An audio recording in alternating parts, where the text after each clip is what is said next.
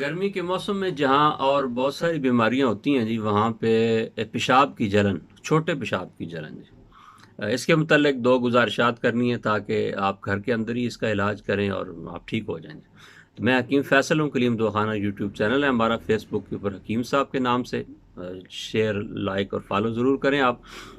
اچھا جی، وجہ اس کی کیا ہے؟ ایک تو یہ ایک صفرا کی زیادتی کی وجہ سے موسم گرم خشک ہوگا آگے جیسے جیسے آپ چلیں گے، یا تیز مسالے والی چیزیں، گرم چیزیں کھانے سے، گوشت کھانے سے یا انڈا یا اس طرح کی چیزیں جو ہیں وہ استعمال کرنے کی وجہ سے پیشاب کے اندر جلن پیدا ہوتی ہے، اور بعض اوقات یرقان ہو جاتا ہے لیور کی حرارت کی وجہ سے۔ جگر کے اندر جب آپ ایل ٹی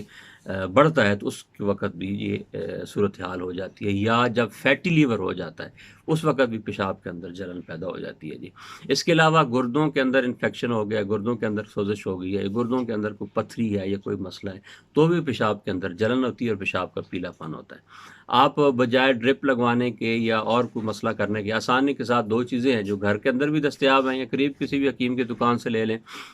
ایک آپ نے لینے ہیں کھکڑی کے بیج، 50 گرام لیں، اور 50 گرام کھیرے کے بیج، کھیرے کے بیج 50 گرام اور کھکڑی کے بیج 50 گرام، ٹھیک ہے جی۔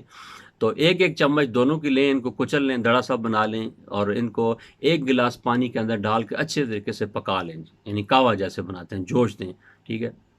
اچھی طرح جب یہ ابل جائے نا، پانی 2-3 ابالیاں آ جائیں، اتار کے ٹھنڈا کر کے اس کے اندر آپ نے شربت نیلوفر